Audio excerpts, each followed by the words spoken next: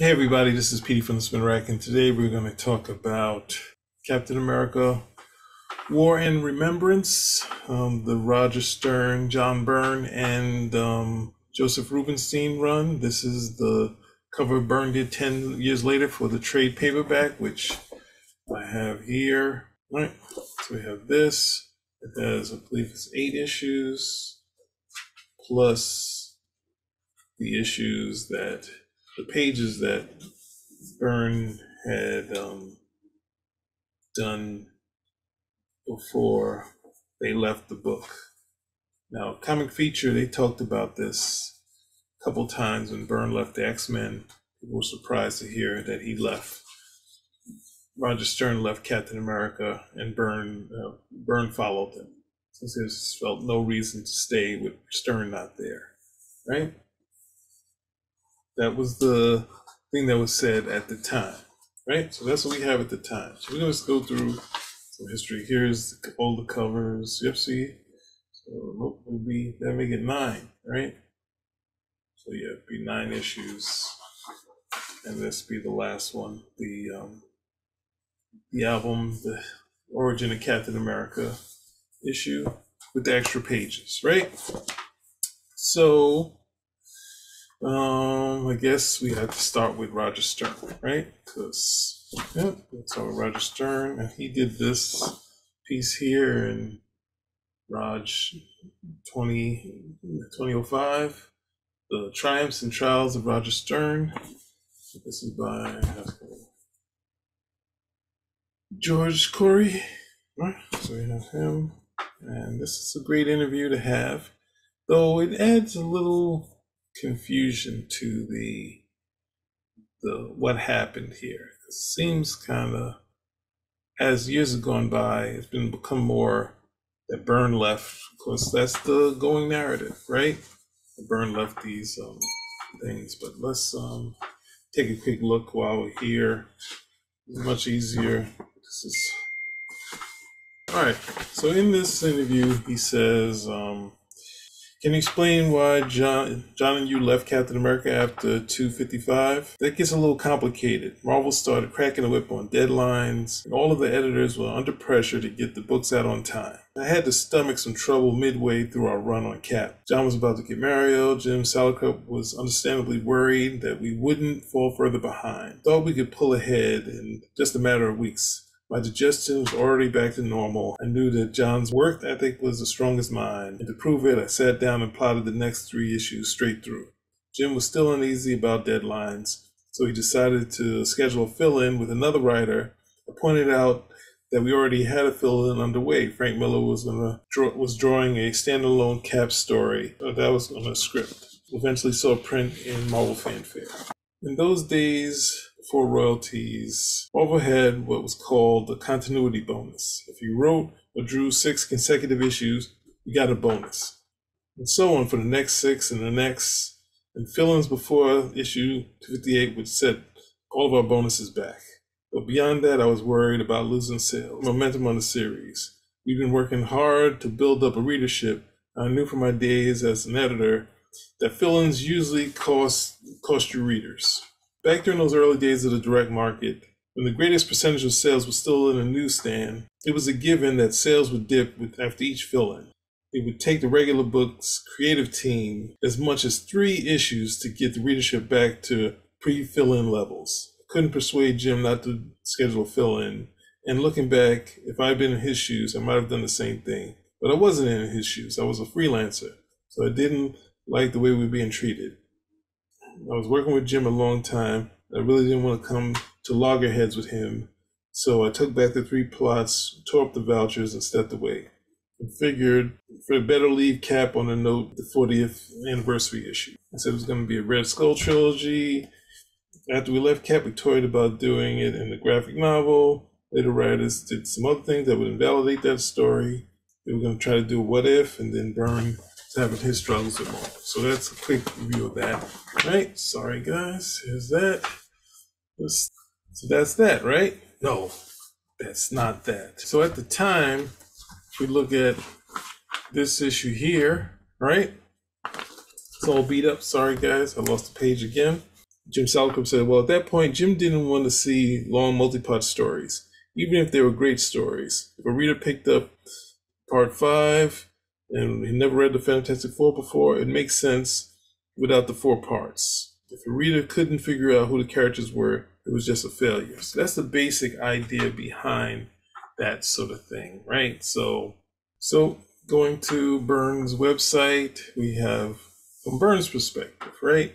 The collaboration between you and Roger Stern in the early days was quite possibly the best Cap ever.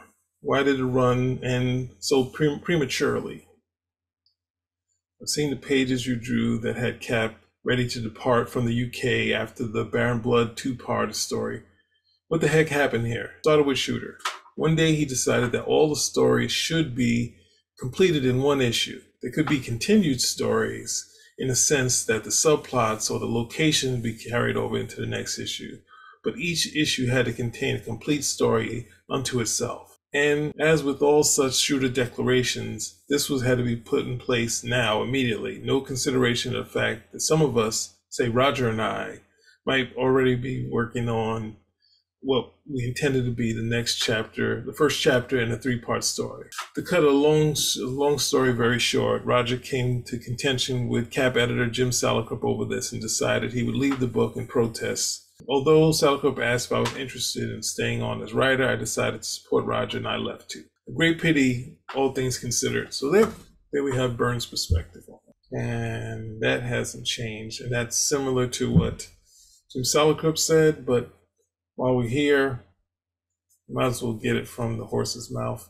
I think what happened basically was, again, like there were a lot of editorial policies going on, and Jim Shooter was trying to create an overall throughout the line more accessibility to the titles.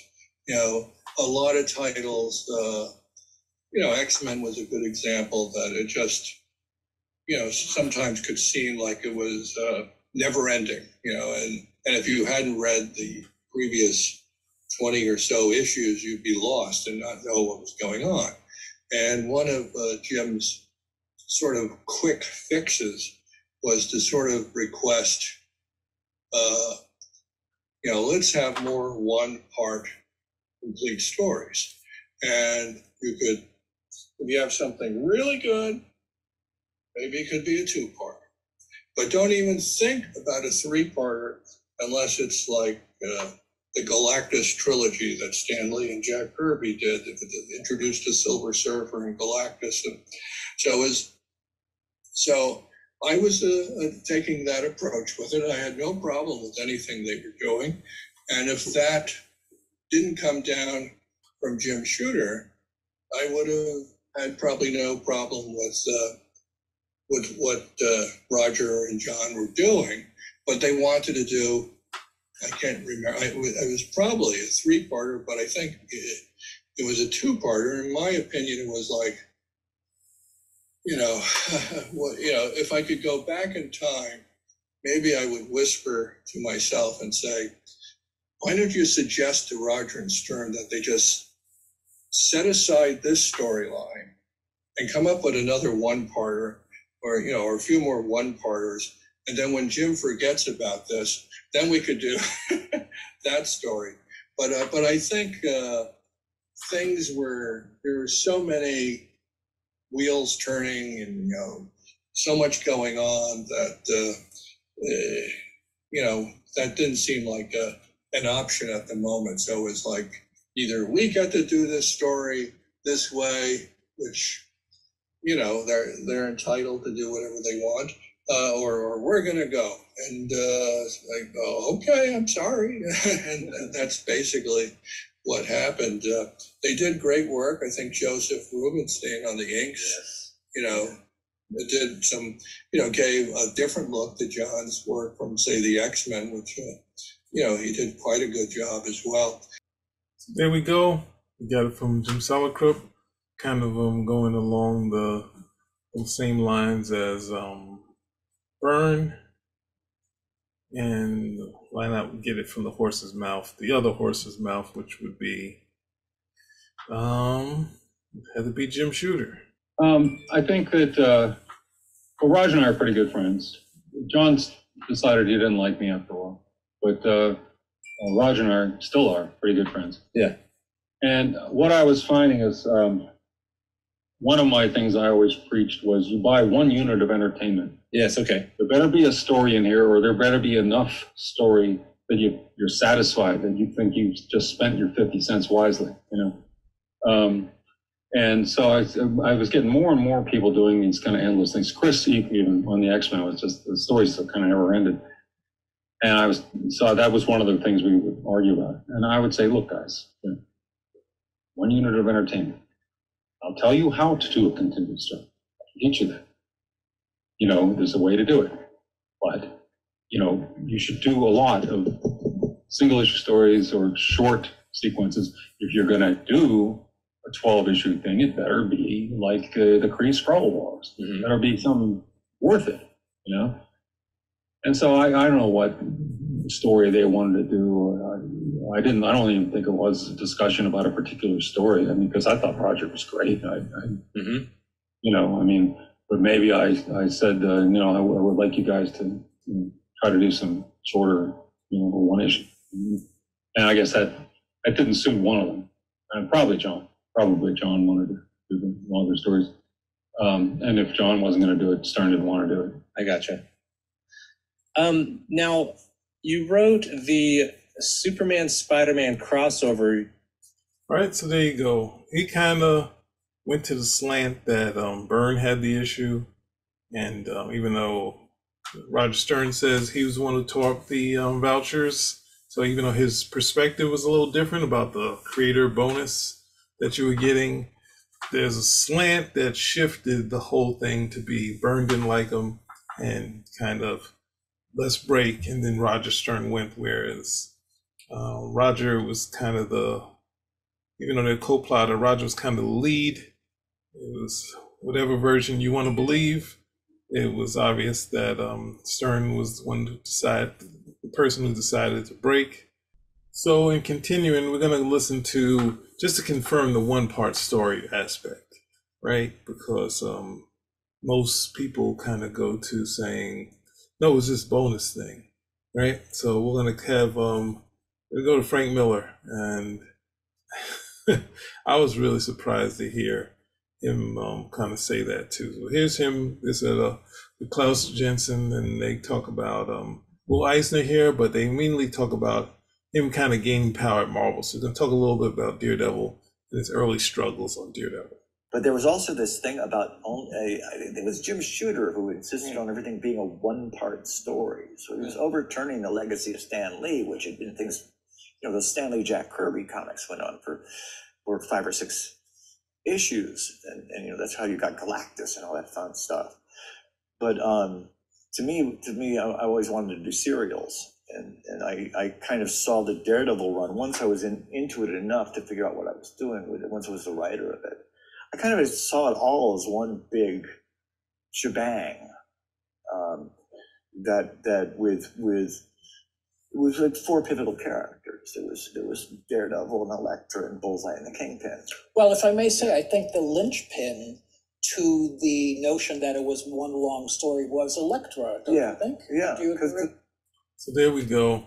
We have him talking about, in comic books, even though there's differences, comic books, one of the biggest influences on a lot of the older creators from the past. When I was young, they weren't that much older, but they remember the serials. So you had which influenced Indiana Jones, so much stuff that George Lucas was doing, stuff that obviously Steven Spielberg was doing, and it influenced everyone in comic books. So you had, comic books had serials, they had the World's Fair, and Citizen Kane. And you put all those things into one piece, and that's what you get kind of superhero comics from. Obviously circuses, that's why they did so many circus stories, maybe 4 things, but you put all those things together, and then all the classics kind of distilling those things in the comics. So one of the things, so going to that portion of it saying the serials where you'd end on a cliffhanger, Jim Shooter was kind of against the idea of the cliffhanger. I mean, you get, as he said, he was kind of, him and Byrne kind of ran at odds when he'd end the story on the splash page of the new villain. And he's like, this is an ad for the next issue. So there we go. We have that, but I did all that stuff. I neglected to show you guys any of the run. So I tried to do the book. Sorry, y'all. So here we go, the first issue. And obviously, the first story works on a three-parter, right? It's Captain America versus Baron Strucker. The next will be versus the Dragon Man. Is continuing the story. But the first story kind of ends in that one. And then the resolution against the Machine Smith, right? And then we had Captain America President. I think this came from Roger McKenzie idea, where he was going to do a story where Cap was for president and they kind of rejected it. And then Stern was thinking about it and thought maybe we could do it, but not do him becoming president. And then we have, this is a book I think I had, not this one, I didn't have this one, but this is the part that you have to remember as a kid. So as a kid, I had this issue here, right? Where Batroc and Mr. Hyde versus Cap. And well, let me just go to the ones I did, right? So we're here. So this is what I opened up to. Cap captured in a kind of a Batman type of thing. And there's no way out, right? There's definitely no way out. Nice, I go to the wide angle screen, giving you the wide shot of the city and this tanker, rocks and oil we got there. You got a bunch of things. And whereas he has this elaborate plan to run into Manhattan, right, with these chemicals. So while they're going, he tosses the shield goes away, right? But then at the same time, this was kind of odd as a kid to kind of see Batroc kind of do something that's like, wait, what is he doing here?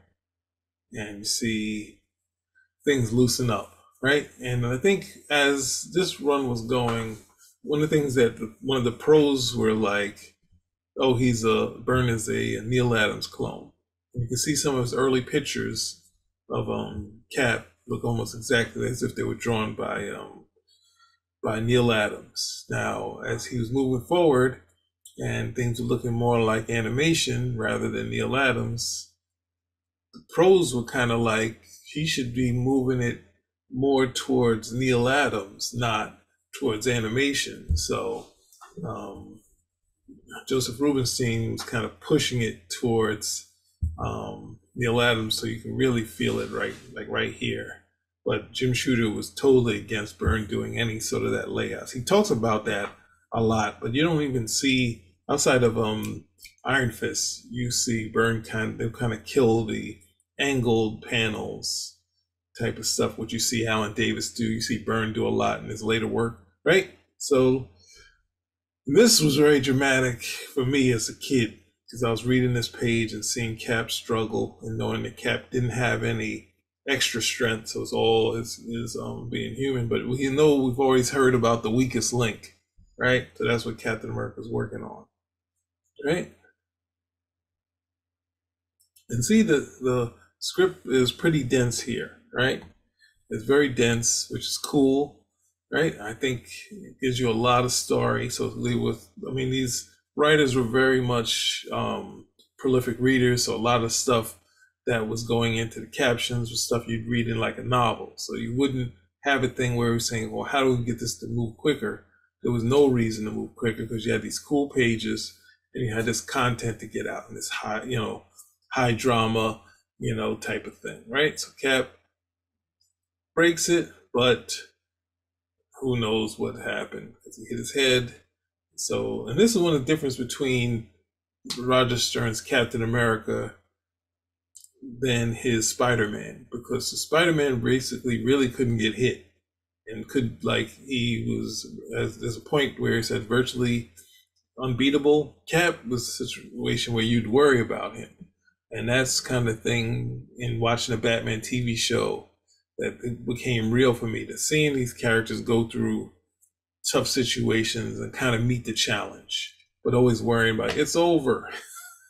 He's dead, right? So Cap is here as a kid, possibly thinking, oh man, he's not going to make it out of that. And then we see, Cap, this story where Cap dropped him with one punch, which was very ridiculous since this is a Thor villain.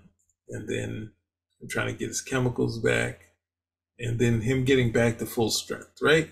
So Batroc is like, he sided with the wrong person, so he kind of turns on him. And that leads him to get knocked to the side. And, this is, most of the stuff is very, very straightforward. So when you hear, I think Jim Shooter talk about the struggle, in one of those interviews, talk about the struggle with Byrne's storytelling. He's very straightforward. A lot of, I think in the first other issues, a lot of Kirby shots in there. And they're playing with, and Byrne's henchmen at this period, they were like the best henchmen ever. They always had like cool outfits. They always had solid black. So it's always like something you could like, no, actually I think there was a character. I'm not going to end this yet, because I'm going to get to these other things. Some cool bits right here. So Cap gets involved. I guess would be the, what they call the tangent. But it's a kid who the hell cares, where I guess either the background should be moved over a little bit so it's not like he's a part of this thing. So there we go with that thing that people like to point out. And this was cool, like having the two villains fight Mr. Hyde and Cap having a little more of an edge, and them kind of doing everything they can to wear him down, right? Batroc, of course, is getting too close, and then Cap uses shield. What's the name's like, all right, I'm tired of trying to chase you guys. He pulls up this coolant, but instead by mistake, he gets hit with it and falls to his death. And Cap goes to save him, but he's just like falling like a stone, right? And he realizes that Batroc has escaped with the money, which was always his plan. And Cap has helped him, and he has this hot girlfriend. I guess it's the Byrne girl for the day, the dark hair, like that. And then he hears something, and his ship has been taken down. And here comes Cap. And they have a nice exchange. Then we have, and this as a kid, I was like, Life and Times of Captain America. There's a little bit of history here. Now, this is surprising that they would do this because they're doing the history issue at the end. But it gives you a flash of him and the Avengers, right? And him getting a job, trying to meet deadlines. They give you his apartment. Obviously something he did to establish, so the editors would see it. And then his friends and his buddy and his possible new girlfriend. And then Sharon gets a bit in here, and Bucky, obviously Sam Wilson and Leela, and he cut out the Avengers, and I was so mad about this, right? And Joe Rubenstein happy not to draw them, right? So this is a book I had. I can't say, I always imagine that I had this. Did I have this? I think I did. I think I saw this one. I don't know that I had it. So let's not do this. The last thing we're going to do here is the Captain America issue. If you guys like this, we'll go back to the rest of them, right? This was done from Byrne's pencils. And I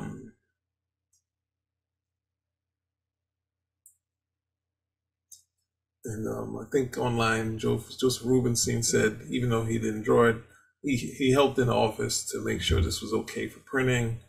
So, but he didn't really do anything to change the line. So this is basically printed from Byrne's pencils. So that's more of a office thing, right? So we have this, we have Project Rebirth, we have the skinny Captain America. We've seen this in the movie, but they had the bully aspect where he would continually fight and he could against bullies where he's not against, he's no chance, but it's a part of a separate program, right?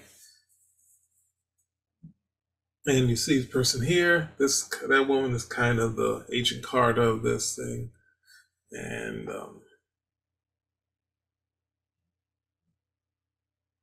see all this cool stuff here. Takes it and bang, he's Cap. So it's kind of, the movie kind of played similarly, but at the same time, since they told him about Project Rebirth, now they have Project Super Soldier. They're training Cap instead of the USO part that was in the movie. And they kind of let him know that he's an operative called Red Skull. Cap's going on here. And this, I recently looked at this before I was doing this, and I forgot how cool this page was. Like, this was like, I just lost it. I love Cap without, with just the helmet on the top, not connecting to the outfit. And just the movement of this is just really cool, right? And I think I tried to draw this panel here. I'm not sure if you can see it with Cap, but the guy gets hit with a chair. Cap's motion was just so cool. But see, Cap can get hit. This is one of the good things about Cap, where he can dodge bullets, but that doesn't mean he can't get hit, right? It's some nice, cool effects here. Light and dark. I think at this point, during the Cap run, he was very much influenced by Frank Miller's lighting and added it as much as he could. Oh, I guess I did have I also had the Cap become president issue. I had that too. So I think I had 3 of this issue to run, and then I kept on reading it for a little while when Mike Zeck was doing it, hoping that Byrne would come back, and it didn't happen. So, right, and we get this Kirby page, right, and then we get this nice splash page ending it, and Joseph Rubinstein doing the last page, right? So with that said, I said I wasn't going to do it, but I'm going to do it right now. Crazy. I'm pretty sure I had this book. And it's just the action in this stuff just flows, right? Like the Cap moving, them shooting, him 3 steps ahead. Right. I think one of the bits that Byrne got from Kirby was, he said he didn't get too much from him when he was saying, he asked he was having pointers, and he said he moves like Spider-Man, but as big as Hercules. So that was kind of what his take on the look of Cap and the motion. You can see, which I keep talking about, the motion. It's kind of there, and then kind of selling them, trying to sell Cap on becoming president, and he's like not even thinking about it, but they're moving forward, right? Cap meets hanging out with all his buddies, and he realized Cap for president, right? And goes into the Avengers Mansion, kind of talks against it, but then the Avengers in this panel over here with the scene capsize and his reaction and the emotion of it. So yeah, this was just a really fun run, right? I think this was kind of a little heavier as far as the inking, as I said. But if you look at Joseph Rubinstein doing the what is that called? The Marvel Universe, when he inked Byrne's pages, those ones are kind of good, perfect mesh between Byrne's style and Joseph Rubinstein. This is just a little heavier, and a little much pushing it towards the Neil Adams, but it's still great stuff, right? So then Cap has his connection to being a kid and connect to one of his teachers, the people that inspired him.